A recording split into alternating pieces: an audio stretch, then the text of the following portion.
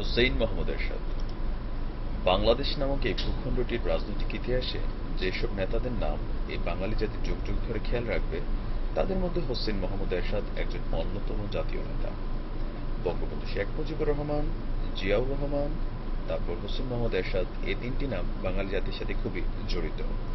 বন্ধুরা, আজকে আমরা জানব হোসেন মোহাম্মদ এরশাদ সম্পর্কে কিছু অজানা তথ্য, তার ব্যক্তিগত জীবনী এবং তার রাজনৈতিক উত্থান এবং পতন, এই বিষয়গুলো সম্পর্কে। মহান এই বরেণ্য নেতা 1930 সালের 1 ফেব্রুয়ারি তারিখে দিনহাটা শহর, কোচবিহার জেলা, জলপাইগুড়ি বিভাগ, পশ্চিমবঙ্গ রাজ্য, ভারতে জন্মগ্রহণ করেন। তিনি রংপুর জেলায় শিক্ষা গ্রহণ করেন এবং 1950 সালে ঢাকা বিশ্ববিদ্যালয় থেকে স্নাতক ডিগ্রি লাভ করেন। 1951 সালে তিনি পাকিস্তান সেনাবাহিনীর অফিসার্স ট্রেনিং স্কুলে, কোহাটে যে স্কুলটি অবস্থিত, সেখানে যোগ দেন এবং 1952 সালে কমিশনপ্রাপ্ত অফিসার হন। 1960 থেকে 62 সালে তিনি চট্টগ্রাম ইস্ট বেঙ্গল রেজিমেন্ট কেন্দ্রে অ্যাডজুট্যান্ট হিসেবে কর্মরত ছিলেন।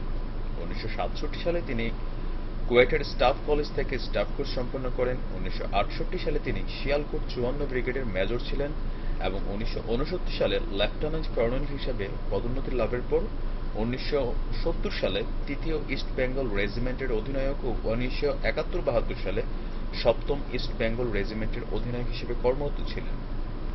1971 সালে যখন বাংলাদেশের স্বাধীনতা যুদ্ধ ছিল, 1971 সালের 25শে মার্চ মুক্তিযুদ্ধ শুরুর সময় এরশাদ ছুটিতে রংপুর ছিলেন। পাকিস্তান থেকে আটকে পড়া বাঙালিরা যখন 1973 সালে দেশে ফিরে আসেন, তখন তিনিও প্রত্যাবর্তন করেন। বঙ্গবন্ধু শেখ মুজিবুর রহমানের মৃত্যুর সময় আগ্রা ক্যান্টনমেন্টে জাতীয় প্রতিরক্ষা ফোর্সেও তিনি অংশগ্রহণ করেন। বাংলাদেশের স্বাধীনতা যুদ্ধে হুসেইন মোহাম্মদ এরশাদের প্রত্যক্ষ ভূমিকা আসলে তেমন ছিল না, বাট তিনি বাংলাদেশের স্বাধীনতার সপক্ষে তার মতামত ছিল। পাকিস্তান থেকে দেশে ফেরার পর 1973 সালে তাকে বাংলাদেশ সেনাবাহিনীতে অ্যাডজুট্যান্ট জেনারেল হিসেবে নিয়োগ দেওয়া হয়। 12 ডিসেম্বর 1973 সালে তিনি কর্নেল ও 1975 সালের জুন মাসে ব্রিগেডিয়ার পদে পদোন্নতি পান। 1975 সালের 24শে আগস্ট ভারতে প্রশিক্ষণরত অবস্থায় তিনি মেজর জেনারেল হিসেবে পদোন্নতি পান ও উপসেনাপ্রধান হিসেবেও নিয়োগ পান।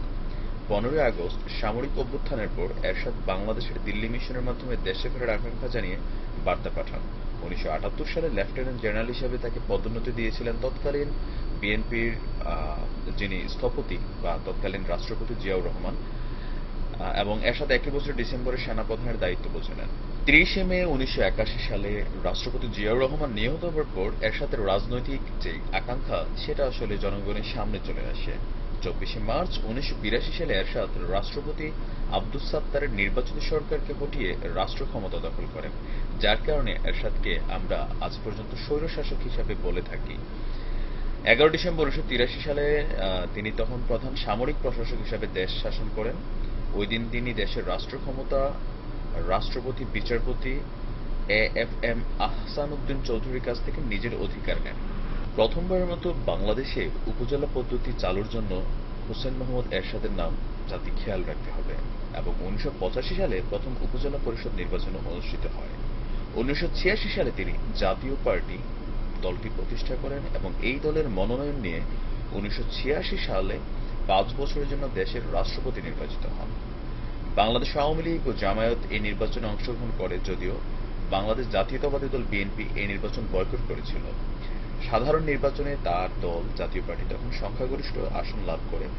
বিরোধী দলের আন্দোলনের মুখে পড়ে রাষ্ট্রপতি 7 ডিসেম্বর 1987 সালে এই সংসদ বাতিল করেন। 1988 সালে সাধারণ নির্বাচন সকল দল বয়কট করার কারণে এরশাদের বিরুদ্ধে সারা দেশে আন্দোলন শুরু হয়। এরশাদের স্বৈরাচারের বিরুদ্ধে দেশের জনগণকে সাথে নিয়ে সকল বিরোধী দল যখন সম্মিলিতভাবে আন্দোলনের মাধ্যমে 1990 সালের 6 ডিসেম্বর এরশাদকে ক্ষমতা থেকে অপসারণ করেন। ক্ষমতা হারানোর পর এরশাদ গ্রেফতার হন। তখন বিএনপি ক্ষমতায় ছিল এবং 1996 খ্রিস্টাব্দে আবার আওয়ামী লীগ যখন ক্ষমতায় আসে, তখন থেকে কারাগার থেকে বের হন। 1991 সালে জাতীয় নির্বাচনে তিনি কারাগার থেকে নির্বাচনে অংশগ্রহণ করেন এবং রংপুরের 5টি আসন থেকে নির্বাচিত হন। তার মানে বোঝা যাচ্ছে যে হোসেন মোহাম্মদ এরশাদকে স্বৈরাচারী শাসক হিসেবে ক্ষমতা থেকে নামালেও তার যে ব্যক্তি জনপ্রিয়তা ছিল, সেটা রংপুরে স্পষ্ট হয়ে উঠেছিল যে তিনি কারাগারে থেকেও 5টি আসন থেকে তিনি নির্বাচিত হন। 6 বছর অবরুদ্ধ থাকার পর 9 জানুয়ারি 1997 সালে তিনি জামিনে মুক্তি পান। তার প্রতিষ্ঠিত জাতীয় পার্টি 2000 সালে 3 ভাগে বিভক্ত হয়ে পড়ে, যার মধ্যে মূলধারার চেয়ারম্যান হচ্ছে তিনি আর 2014 সালের 5 জানুয়ারি জাতীয় নির্বাচনে তার সংসদে প্রধান বিরোধী দল হিসেবে আত্মপ্রকাশ করেন এবং তার স্ত্রী রওশন এরশাদ প্রধান বিরোধী দলীয় নেতা হন। ব্যক্তিগত জীবনে 1956 সালে তিনি রওশন এরশাদকে বিয়ে করেন। তো রওশন এরশাদকে আমরা কম বেশি সবাই চিনি, কিন্তু তিনি তার জীবনের মধ্য বয়সে এসে মেবি আপনার 2003, এটা যদিও একদম স্পষ্ট নেই, 2000 সালের পরেই তিনি বিদিশাকে বিয়ে করেন এবং বিদিশার ঘরে তার একজন পুত্র রয়েছেন যাকে আমরা কম বেশি মিডিয়ার কল্যাণে চিনি। 2005 সালে তাদের মধ্যে বিবাহ বিচ্ছেদ অনুষ্ঠিত হয়। আর এরশাদের বিদিশার ঘরে একটি সন্তান আছে যার নাম হচ্ছেন এরিক এরশাদ। ইতিমধ্যে তাকে আমরা অনেকেই হয়তো চিনি।